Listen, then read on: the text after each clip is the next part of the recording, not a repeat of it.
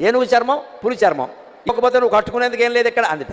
అంటే ఆయన అన్నట్ట, పులితోలు ఏనుగుతోలు రెండు దాచిపెట్టాయి, నేను ఏం కట్టుకుంటానో నీకు చూపిస్తాను అన్నట్ట. ఈవిడ కావాలనే పులితోలు ఏనుగుతోలు అయ్యవారికి దొరకకుండా చేసింది.